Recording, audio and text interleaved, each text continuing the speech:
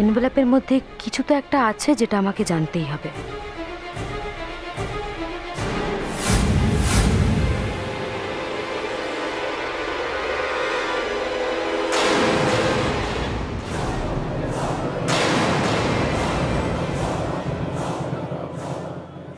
ভর দুপুরে তুমি আবার কোথায় বেরোচ্ছ? কয়টা বাচ্চাকে আমি খেলা শেখাই না, জিকোর জন্মদিন উপলক্ষে ওদের জামা কাপড় দেবো। জয়ী দাশগুপ্ত যেন কোনোভাবে মহুয়া মিত্রের সঙ্গে দেখা করতে না পারে। দাদার মুখে এমন কারোর নাম শুনেছো যে জয়ী দাশগুপ্তর চরম শত্রু? সুকুমার। এই সুকুমার নামের ব্যক্তিটা কোন সংশোধনাগারে রয়েছে, কি অবস্থায় রয়েছে সেটা আমাকে জানা অ্যাজ আর্লি অ্যাজ পসিবল।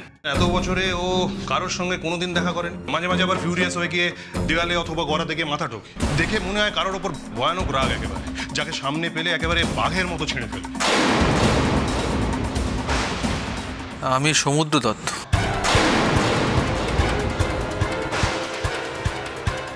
দাদু ভাই, ওনাকে তুমি চেনো? এটা আমার মাম্মা হয়। এই জয়টা আপনাদের সত্যি কথা বলেনি তো, তাই না?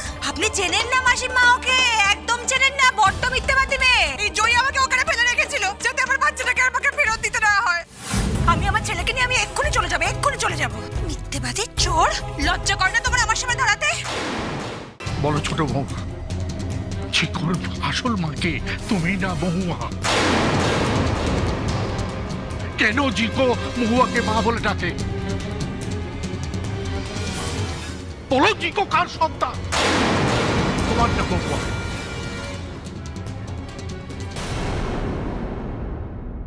শোনো, আমার কিন্তু এবার বাচ্চা চাই, ছেলে, কথাটা যেন মনে থাকে।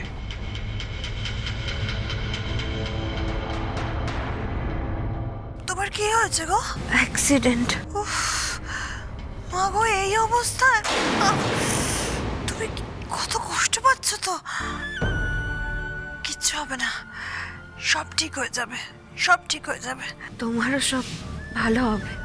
জানি না গো, এর আগে 3টে বাচ্চা আমার নষ্ট হয়ে গেছে, কিচ্ছু জানি না কি হবে। এবার ঠিক তুমি মা হবে, দেখো। চলি, সব ভালো হবে, দেখো তোমার ছেলে হবে। জিকোর জন্মের সময় ওই একজন মানুষের কাছে আমি সান্ত্বনা পেয়েছিলাম, আশ্বাস পেয়েছিলাম, মহুয়া। ওর আর আমার দুজনেরই ছেলে হয়েছিল। ভগবানের আশীর্বাদে জিকো বেঁচে যায়, আর মহুয়ার বাচ্চাটা মারা গিয়েছিল।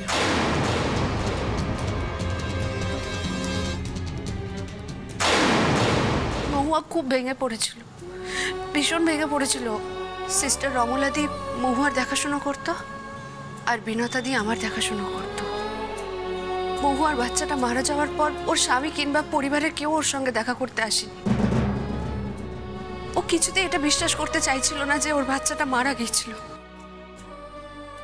জিকোকে আমার কাছে দিলে ও ভীষণ চিৎকার চেঁচামেচি করতো। আর তারপর ও জিকোকে নিজের সন্তান বলে মনে করে। আমার ছেলে, আমার ছেলে কোথায়? আমার ছেলে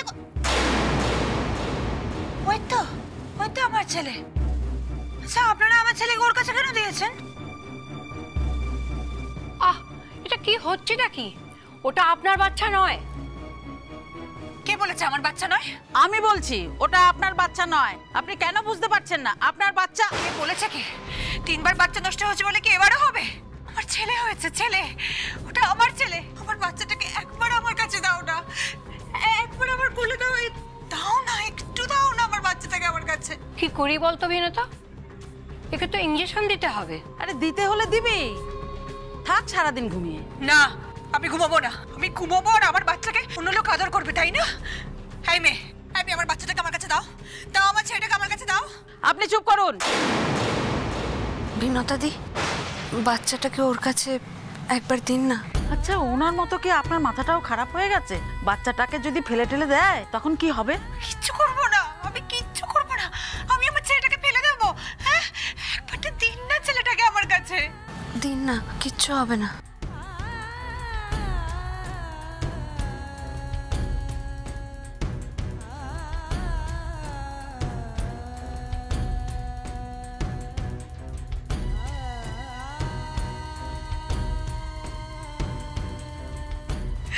একটু খেয়াল রাখিস রমলা।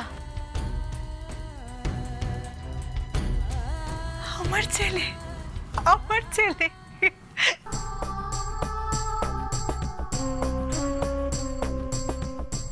এরপর থেকে যে কদিন আমি হাসপাতালে ছিলাম প্রত্যেক দিন জিকোকে মহুয়ার কাছে দেওয়া হতো।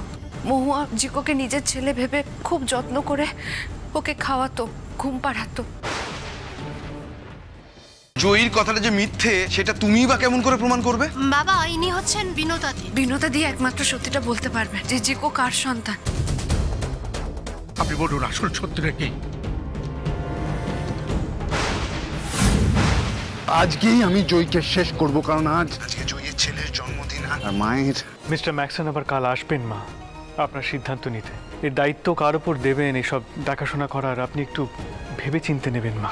বড় কাজ তো, দয়া করে সবার মতামতখানা জেনে নেবেন মা। নিজেদের মধ্যে মনোমালিন্য না থাকাই ভালো।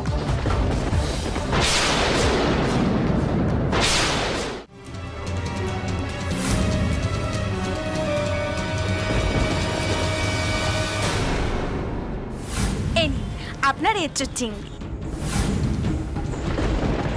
ও মা লক্ষ্মী, এত রাতে এঁচোড় চিংড়ি কোথায় পেলে গো? শ্যামা, এটা তো মায়ের হাতের রান্না।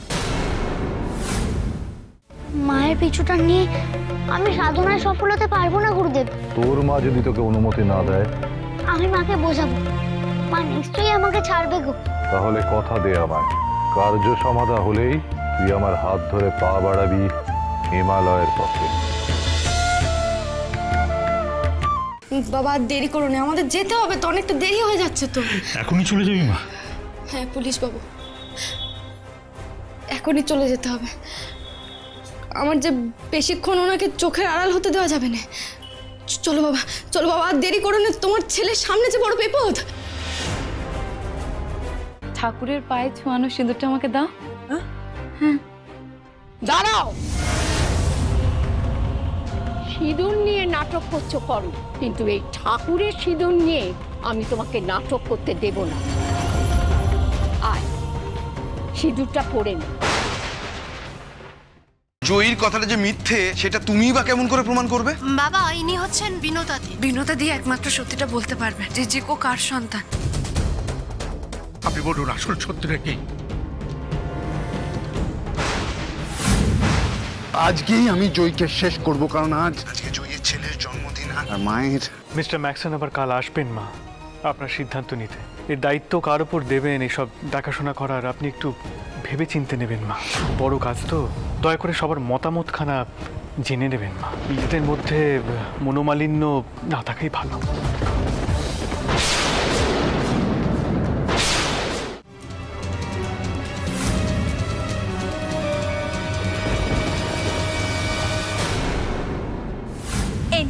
আপনার এঁচোড় চিংড়ি। ও মা লক্ষ্মী, এত রাতে এঁচোড় চিংড়ি কোথায় পেলে গো? শ্যামা, এটা তো মায়ের হাতের রান্না। মায়ের পিছুটা নিয়ে আমি সাধনায় সফল হতে পারবো না গুরুদেব। তোর মা যদি তোকে অনুমতি না দেয়, আমি মাকে বোঝাবো, মা নিশ্চয়ই আমাকে ছাড়বে গো। তাহলে কথা দে আমায়, কার্য সমাধা হলেই তুই আমার হাত ধরে পা বাড়াবি হিমালয়ের পথে। বাবা দেরি করো না, আমাদের যেতে হবে তো, অনেকটা দেরি হয়ে যাচ্ছে তো। এখনই চলে যাবি মা? হ্যাঁ পুলিশ বাবু, এখনই চলে যেতে হবে। আমার যে বেশিক্ষণ ওনাকে চোখের আড়াল হতে দেওয়া যাবে না। চলো বাবা, চলো বাবা, আর দেরি করো না, তোমার ছেলের সামনে যে বড় বিপদ। ঠাকুরের পায়ে ছোঁয়ানো সিঁদুরটা আমাকে দাও। হ্যাঁ, দাঁড়াও। সিঁদুর নিয়ে নাটক করছো করো, কিন্তু এই ঠাকুরের সিঁদুর নিয়ে আমি তোমাকে নাটক করতে দেব না। আয়, সিঁদুরটা পরে নে। জয়ীর কথাটা যে মিথ্যে সেটা তুমিই বা কেমন করে প্রমাণ করবে? বাবা, ইনি হচ্ছেন বিনোদাদি। বিনোদাদি একমাত্র সত্যিটা বলতে পারবে যে জিকো কার সন্তান। আপনি বলুন আসল সত্যিটা কি? আজকেই আমি জয়কে শেষ করব, কারণ আজকে জয়ীর ছেলের জন্মদিন আর মায়ের। মিস্টার ম্যাক্সন আবার কাল আসবেন মা আপনার সিদ্ধান্ত নিতে। এর দায়িত্ব কার উপর দেবেন এসব দেখাশোনা করার আপনি একটু ভেবে চিনতে নেবেন মা। বড় কাজ তো, দয়া করে সবার মতামতখানা জেনে নেবেন মা, নিজেদের মধ্যে মনোমালিন্য না থাকাই ভালো।